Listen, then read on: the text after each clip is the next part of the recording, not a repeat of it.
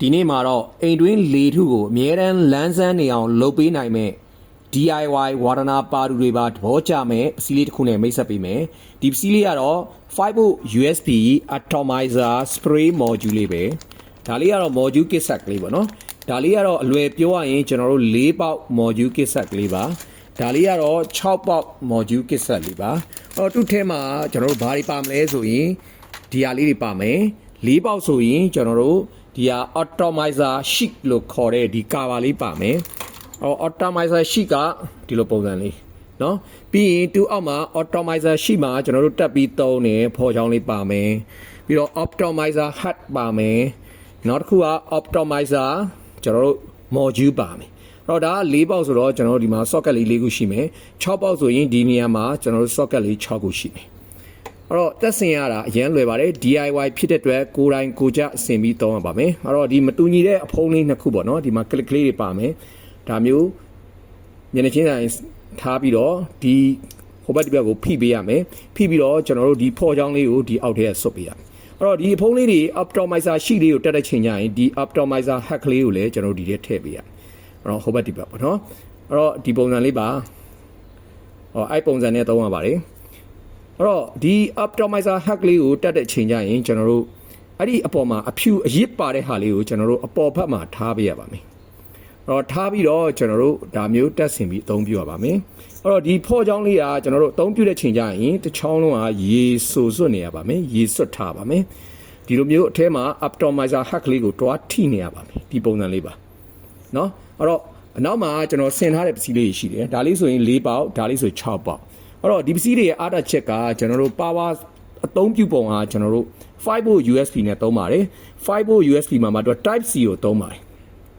အဲ့တော့ကျွန်တော်တို့ power bank တွေကျွန်တော်တို့ adapter 5V တွေနောက်တစ်ခုကကျွန်တော်တို့ laptop မှာရှိတဲ့ USB port တွေနဲ့ direct ချိတ်ပြီးသုံးလို့ရတယ်တခုတတိထားမှာ ampere ကတော့ 1 ampere 1.5 ampere အထိသုံးတာအကောင်းဆုံးပါပဲ ampere များများသုံးရင်ကတ်တွေလောင်တတ်ပါတယ်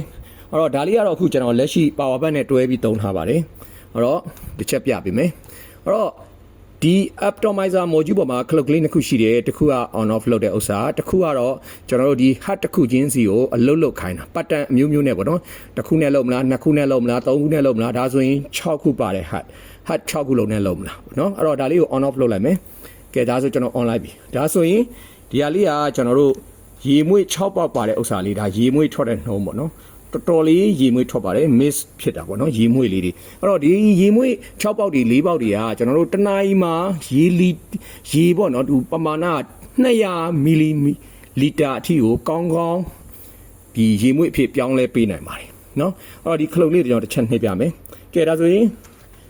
တူ auto hat တစ်ခုချင်းစီအလုပ်လုပ်တယ်ကဲနောက်ပုံစံတစ်မျိုးပြောင်းမယ်ဒါဆိုရင်ကျွန်တော်တို့ hat တစ်ခုပဲလုပ်မယ်နောက်တစ်ချက်နှိပ်မယ်2ခုလုပ်မယ်ဒါဆို3ခုလုံးမယ်4ခုလုံးမယ်5ခုလုံးမယ်ကဲ6ခုဒါဆို hat 6ခုလုံးအလုပ်လုပ်တယ်အဲ့တော့ဒီတဲကိုကျွန်တော်တို့အမွှေးနန္တာစီတစ်ခုခုထည့်လိုက်ရင်အခန်းတစ်ခန်းလုံးမှာကျွန်တော်တို့ရေမွေလေးနဲ့ဆိုစွတ်ပြီးတော့6တွေ့မနေဘူးအခန်းတစ်ခန်းလုံးရနက်တင်းပြီးမွေးကြိုင်နေလိမ့်မယ်အဲ့တော့ဒါလေးတွေကကျွန်တော်တို့ DIY 5V USB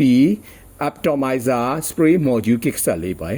ရန်သုံးဝင်တယ်နော်ကျွန်တော်တို့ရေတံဘူးတွေပဲဖြစ်ဖြစ်ကျွန်တော်တို့ပလင်းတွေပဲဖြစ်ဖြစ်ဖန်ခွက်တွေပဲဖြစ်ဖြစ်ထည့်ပြီးသုံးလို့ရတယ်စိတ်ကြိုက်အသုံးပြုလို့ရတဲ့ DIY ကျွန်တော်ရေမွေးထုတ်ဆက်လေးပေါ့အလွယ်ပြောရရင်နော်ပူအိုက်တဲ့ယာဒီမှာရန်ဆင်ပြေတယ်အဲ့တော့ကျွန်တော်စီမှာ2မျိုးရှိမယ်အဲ့တော့ဒါဆိုရင်ကျွန်တော်တို့6ပေါက်ပေါ့နော်အထဲမှာဖော်ချောင်းလေးကျွန်တော်တို့ဘယ်နှချောင်းပါမလဲဆိုရင်6ချောင်းပါမယ်အဲ့တော့ atomizer sheet လေးကအစုံပဒံစုံပါမလဲ6စုံပါမယ်အဲ့တော့ဒီ module လေးကအထဲမှာကျွန်တော်တို့ socket 6ခုပါတဲ့ module လေးပါမယ်အဲ့တော့ခုနကကျွန်တော်ပထမပြခဲ့တဲ့ဥစ္စာက4ပေါက်ဒါဆိုရင်4ပေါက်ဒီဟာလေးက6ပေါက်အဲ့တော့ဒါလေးကရေမွေးထုတ်ဆက်လေးပါရန်သုံးဝင်ပါတယ်စိတ်ဝင်စားလို့မှာချင်တယ်ဆိုရင်ကျွန်တော်တို့ MTH ကိုချိန်မြေးဆက်တယ်မှာနိုင်ပါတယ်ကျေးဇူးထူးတင်ပါတယ်